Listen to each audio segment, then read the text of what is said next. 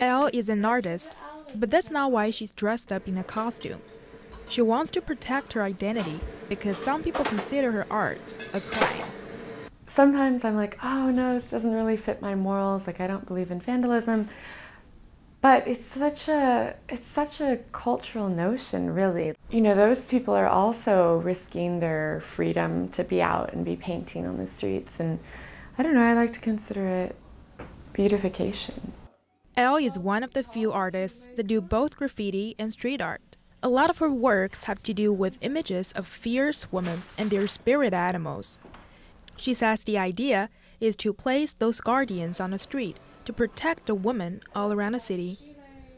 I like that people can just walk around and not have to walk into galleries to see art. It makes it more accessible for everyone, you know, and anyone can partake really if they wanted to, and I think that's cool. Williamsburg is the perfect place to appreciate street art. In fact, David Mead has turned it into a business. He charges $20 for a tour of the area's greatest hits.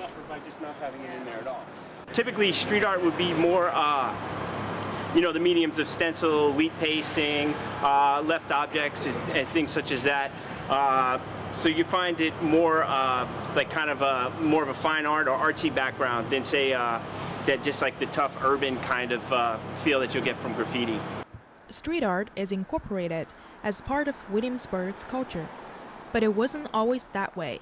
Some people see it as graffiti and want to tear it down. One time I was bending down to wheat paste something on a door, and I hear this whistle like from far behind me, and he's like, not here. And it was this guy like up in a skyscraper, like looking out of a little window, and he was like, no. And I was like, I was just putting up a really nice piece of art, but I was like, he's definitely gonna call the cops, so I'm gonna go somewhere else. That one up there is one of Elle's creations. Countless people see it, but she doesn't make a penny because you can't really sell a piece of a scaffold. But there's value in being part of an international community of artists with the same passion. From Paris to Cape Town to Florence, street artists have left impactful visuals on the sidewalks. They might not know each other, but their collective efforts have made street art known to more people. Artists who tend to be, you know, living below the poverty line a lot of the time or on the poorer end of things tend to move into bad neighborhoods.